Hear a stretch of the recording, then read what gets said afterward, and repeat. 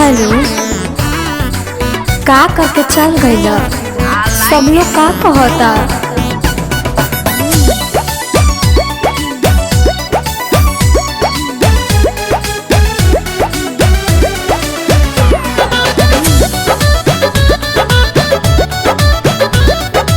Music by Priyanshu Singh. जहिया से गइल बाड़ा मारो में से मिल के कवनो इलाज नइखे होत हमरा दिल के। बहुत सीरियस बानी हम प्यार में। जहिया से गइल बाड़ा मारो में से मिल के कवनो इलाज नइखे होत हमरा दिल के। भर भर के लोग पहचान मांगता, गाँव भर के लोग यार मानता, बाकी हम दिलवा पतार मानता। गाँव भर के लोग यार मानता, बाकी हम दिलवा पतार मानता। अरे पगलू, तारा नौस से छूटता, गाँव में मन हाला हो गइल बा हो।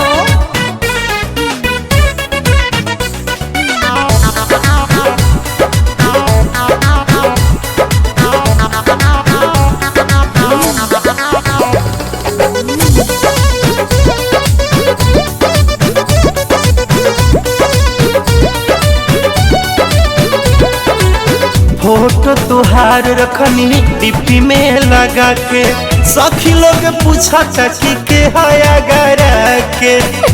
हीरो राकेश मिश्रा लेखा लगता हो। फोटो तुहार रखनी डिप्टी में लगा के, सब लोग पूछा चाची के हया गरा के। जानियो के लोग न जान बनता, गाँव भर के लोग यार मानता, बाकी हम दिलवा भतार मानता। गाँव भर के लोग यार मानता, बाकी हम दिलवा भतार मानता। कोई रात सुतला हो गइल बा, बात काहे नहीं के बुझाता हरा।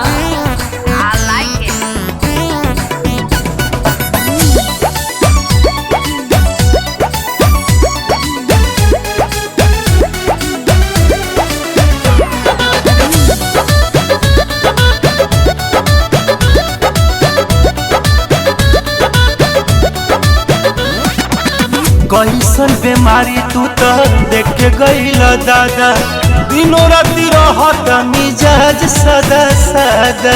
मिठाई भी अब कसाई लेखा लगता हो। कैसन बीमारी तू तो देख के गइल दादा, दिनों राती रहत मिजाज सदा सदा। हंसियों में लोग मेहमान मानता, गाँव भर के लोग यार मानता, बाकी हम दिलवा भतार मानता। गाँव भर के लोग यार मानता, बाकी हम दिलवा भतार मानता। आवा या पापा जी से बात करे के नहीं पड़ी तारा।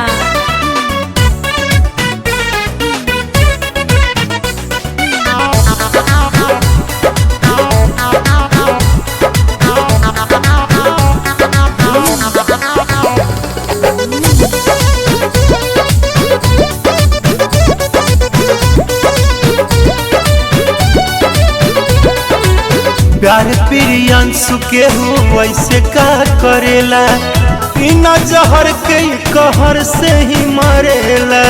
सांस भी चलता ताहरा नाम से हो। प्यार अनिल के हो वैसे का करेला, बिना जहर के कहर से ही मरेला।